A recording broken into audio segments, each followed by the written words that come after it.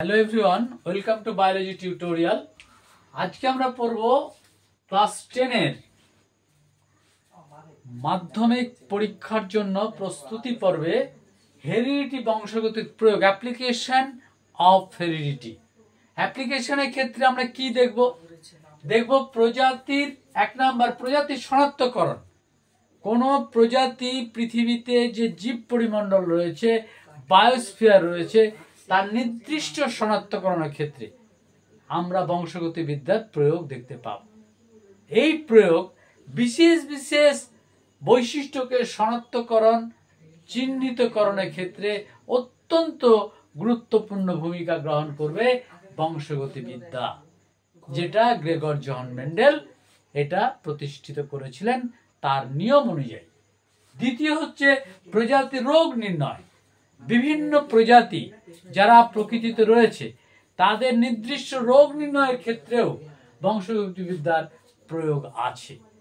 যেমন ধরো thalassaemia, haemophilia, colour blindness. এই যে আমাদের মানব জাতি, মানব হচ্ছে অ্যানিম্যাল, এই মানুষ যে অ্যানিম্যাল, সেই অ্যানিম্যালের যে রোগ নির্ণয়, কিছু কিছু বংশগত রোগ যেটা রয়েছে তাকে আইডেন্টিফিকেশন করা এবং সেটা বংশগত রোগের সঞ্চারণে হেল্প করে। সঞ্চারণের ক্ষেত্রে আমরা বর্তমানে যেটা বলছি যে টেস্ট ক্রস এবং ব্যাক ক্রস, এই দুটো ক্রস দেখলে বংশগতিবিদ্যার আমরা দেখতে পাবো যাদের ক্যান্সার জিন রয়েছে, অনকোজিন, সেই ক্যান্সারটা একটা অংশ থেকে, একটা জেনারেশন থেকে আরেকটা জেনারেশন, একটা জনু থেকে আরেকটা জনুতে যাচ্ছে। এই সঞ্চারণ রীতি বংশগত রোগকে সঞ্চারণে বিশেষভাবে হেল্প করে এই বংশগতিবিদ্যা টেস্ট ক্রস এবং ব্যাক ক্রসের মাধ্যমে। আমি পরে দেখিয়ে দিচ্ছি টেস্ট ক্রস এবং ব্যাক ক্রস কি জিনিস। ব্রিড তৈরির ক্ষেত্রে আজকে পৃথিবীতে সংকরায়ন পদ্ধতিতে কৃষি কাজ হচ্ছে, অর্থাৎ এগ্রিকালচারে বিভিন্ন বীজ তৈরি হচ্ছে। ধানের বীজ, গমের বীজ, আলুর বীজ, বেশিরভাগ ক্ষেত্রে যেটা খাবার কার্বোহাইড্রেট জাতীয় খাদ্য যারা সাপ্লাই দিচ্ছে তাদের ক্ষেত্রে যে ব্রিড তৈরি হচ্ছে, সেই ব্রিডের জন্মের মূল কারণ হচ্ছে বংশগতিবিদ্যা। বংশগতিবিদ্যা আছে বলেই পৃথিবীতে খাদ্য উৎপাদন একটা ব্যালেন্স রয়েছে। কোরেন্স, বিজ্ঞানী কোরেন্স 1900 সালে তিনি বলেছিলেন পৃথিবীতে তখন 350 কোটি লোক ছিল, 350 কোটি মানব পপুলেশন ছিল। এই মানব পপুলেশন আগামীতে যখন 2000 সাল হবে, 1900 সাল থেকে 100 বছর পরে 2000 সাল হবে, তখন কিভাবে পৃথিবীর খাদ্য উৎপাদন হবে। বিজ্ঞানী কোরেন্স প্রথম বিজ্ঞানী যিনি গ্রেগর জোহান মেন্ডেলের এই থিওরিটা তিনি রাষ্ট্রসংঘে প্রথম তিনি বিশ্লেষণ করেন এবং বুঝিয়ে দেখান যে কিভাবে টেস্ট ক্রস ব্যাক ক্রসের মাধ্যমে রোগ নির্ণয় সম্ভব, সংকরায়ন সম্ভব, ব্রিডিং সিস্টেমের মাধ্যমে আমরা আগামীতে উদ্ভিদ জগৎকে একটা নির্দিষ্ট মাত্রায় তৈরি করতে পারবো, যেটা খাদ্য একটা উৎপাদনে বিশেষভাবে গুরুত্ব দেবে। বর্তমানে মাছ চাষ, মাছের ক্ষেত্রে এবং বিভিন্ন পশু পাখির ক্ষেত্রেও, পশুর মাংস, ডিম, মাছ, সমস্ত ক্ষেত্রে মাছের উৎপাদন, তার প্রোটিন জাতীয় খাবার উৎপাদনে বংশগতিবিদ্যার প্রয়োগ অনবদ্য ভূমিকা নিয়েছে। এইটা হচ্ছে বিজ্ঞানী কোরেন্সের একটা বিশেষভাবে অ্যাপ্লিকেশন ছিল, যেটা গ্রেগর জোহান মেন্ডেলের তার কাজের উপরে তিনি বক্তৃতা রাখেন এবং দেখান যে কিভাবে আগামী পৃথিবীতে বংশগতিবিদ্যার প্রয়োগ সম্ভব এবং জননগত নিয়ন্ত্রণ। আজকে ভারতবর্ষ বলে নয়, সারা বিশ্বে পপুলেশন বিশালভাবে বিস্ফোরণ ঘটছে, জনবিস্ফোরণ ঘটছে। এই জনবিস্ফোরণের মূল কারণ হচ্ছে যে অনিয়ন্ত্রিত জন্মহার, অনিয়ন্ত্রিত ন্যাটালিটির পরিমাণ এত বেশি যে ভারতবর্ষে বর্তমানে 2.6% হারে পপুলেশন বাড়ছে, পৃথিবীতে বাড়ছে প্রায় 1.5 থেকে 6%। প্রতি বছর ভারতবর্ষে 3 কোটি করে নতুন নতুন বাচ্চা জন্মগ্রহণ করছে, পপুলেশন রেট বাড়ছে।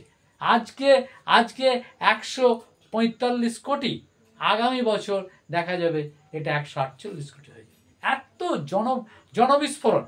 কোনো খাদ্যরীতির ক্ষেত্রে সুস্থ পরিবেশ থাকতে পারে না। প্রকৃতি বিজ্ঞানীরা বলছেন যে আগামী পৃথিবীতে 1200 কোটি লোক ধারণ করতে পারবে, কিন্তু তার সম্পদের সমবন্টন চাই, তাহলে কিন্তু এই ব্যালেন্স থাকবে। সম্পদের সমবন্টন মানে একজন প্রচুর সম্পদের মালিক হবে আর একজন কিছুই পাবে না, এটা চলবে না। কিন্তু সম্পদের সমবন্টন হতে হবে, যেটা বর্তমান পৃথিবীতে, অসুখ পৃথিবীতে যেটা সম্ভবই না। সম্পদের সমবন্টন নীতি সম্ভব হচ্ছে না। তাই বৈজ্ঞানিক পদ্ধতিতে একমাত্র গ্রেগর জোহান মেন্ডেল বংশগতিবিদ্যার প্রয়োগের মাধ্যমে দেখিয়েছেন যাদের সম্পদ নেই, যারা দারিদ্র সীমার নিচে আছে, তারাও কিন্তু না খেয়ে থাকবে, তারা কিন্তু খাবার যথারীতি পাবে, উৎপাদন করতে পারবে এবং সেটা দিয়ে তার বংশগতির একটা ব্যালেন্স রক্ষিত হবে। আর একটা কথা বলি, আমরা টেস্ট ক্রস এবং ব্যাক ক্রস এই দুটো কি একটু দেখে নিই ব্যাপারটা। বংশগতিবিদ্যার খুব গুরুত্বপূর্ণ টেস্ট ক্রস এবং ব্যাক ক্রস। দেখো, আমরা প্রাথমিকভাবে দেখেছি যে বড়টির সঙ্গে ছোটটির মিস হচ্ছে, দুটো গ্যামেট তৈরি হলো, এখানেও দুটো গ্যামেট তৈরি হলো। এই গ্যামেট দুটো মিলে এটা P1 জনুত হয়েছে, এর গ্যামেট হলো। এখানে দেখছি বড়টি একটা গাছ তৈরি হলো, যেটা শঙ্কর লম্বা। এর সঙ্গে যদি আমরা এই গাছটার প্রচ্ছন্ন বৈশিষ্ট্যবাহী গাছের মিলন ঘটায়, মানে প্রচ্ছন্ন বৈশিষ্ট্যবাহী বেটে উদ্ভিদ, এর যদি মিলন ঘটায়, তাহলে যেটা তৈরি হবে দুটো গ্যামেট, এর দুটো গ্যামেট হবে, এরও দুটো গ্যামেট হবে। এই গ্যামেট দুই চেকার বোর্ড, এটা F1 জনু হলো, এটা গ্যামেট। এবার এক্ষেত্রে চেকার বোর্ড নেই, F2 জনুর ক্ষেত্রে F2 জনুর চেকার বোর্ড যদি নেই, তাহলে দেখা যাবে যে এটা মেল, এটা ফিমেল। তাহলে এখানে বড়টি ছোটটি। লক্ষ্য করে দেখো, এইটার সাথে এটা ক্রস করানো, এটার সাথে এটা ক্রস করানো হলো, এটার সাথে এটা ক্রস, এটার সাথে এটা ক্রস। কি হচ্ছে ব্যাপারটা হচ্ছে, আমরা দেখেছিলাম যে পৃথকীভবন সূত্রের ক্ষেত্রে 1:2:1 হিসাবে হচ্ছিল, এখানে কিন্তু তা দেখছি না। এটা হচ্ছে লম্বা শঙ্কর, এটা পিওর বেটে, এটাও পিওর বেটে, এটাও লম্বা শঙ্কর। মানে এর জিনোটাইপিক অনুপাত হচ্ছে 2:2 সমান 1:1। ফিনোটাইপিক অনুপাত হচ্ছে 2:2 মানে 1:1। এটা হচ্ছে টেস্ট ক্রস। এটা টেস্ট ক্রস মানে আমাদের যেটা প্রথম অপত্য বংশ হলো F1 জনুতে হলো, P1 জনুর লম্বা মটর গাছের সঙ্গে বেটে মটর গাছের ক্রস করে যেটা হলো, তার সঙ্গে আমরা সমজাতীয় গাছ না নিয়ে আমরা যদি ব্যাক করে চলে যাই টেস্টে, যে প্রচ্ছন্ন বৈশিষ্ট্যবাহী জীব নিয়ে আসি, তাহলে দেখতে পাবো এদের অনুপাত হবে জিনোটাইপিক অনুপাত 2:2, ফিনোটাইপিক অনুপাত 2:2 মানে 1:1। অর্থাৎ জিনোটাইপিক এবং ফিনোটাইপিক অনুপাত একই হবে। এক্ষেত্রে টেস্ট ক্রস, এই ক্রসটা হচ্ছে টেস্ট ক্রস। টেস্ট ক্রসের মাধ্যমে আমরা পুরনো রোগের, ধরো আমার ক্যান্সার আসে, আমি ক্যান্সারে মারা গেলাম, এবার আমার এই ক্যান্সার কোথা থেকে এলো, কোথা থেকে জিনটা এলো, সেই জিনটা যদি সন্ধান পেতে হয়, আইডেন্টিফিকেশন করতে হয়, তাহলে টেস্ট ক্রস করতে হবে। মেডিকেল সায়েন্সে এই টেস্ট ক্রসের দারুণ গুরুত্ব আছে। এক্ষেত্রে আমরা বলবো গ্রেগর জোহান মেন্ডেলের অবদান অনস্বীকার্য।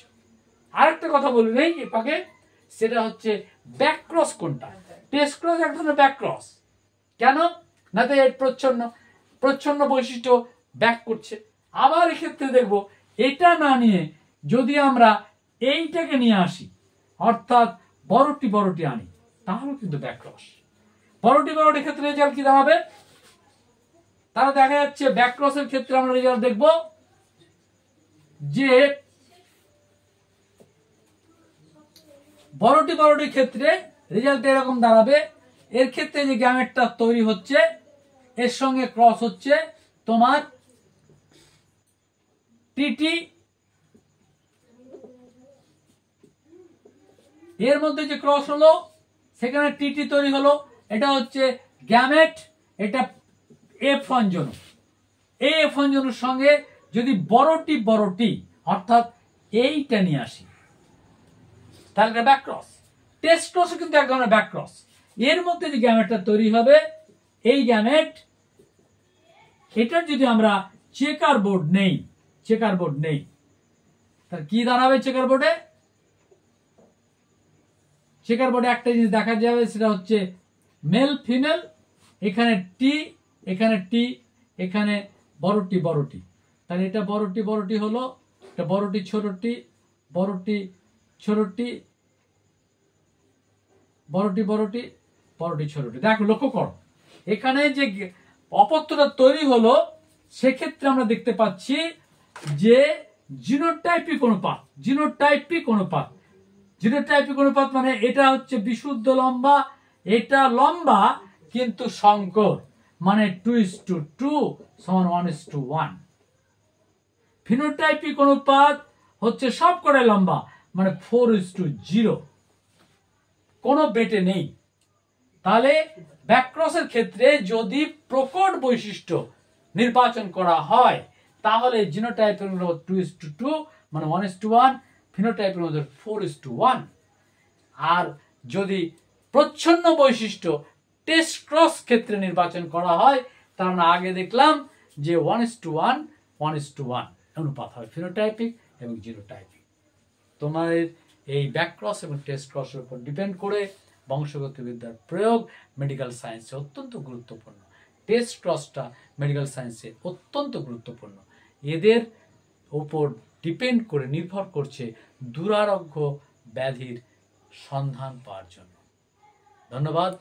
তোমরা প্রয়োজনে ভালো থেকো, সাবস্ক্রাইব করো।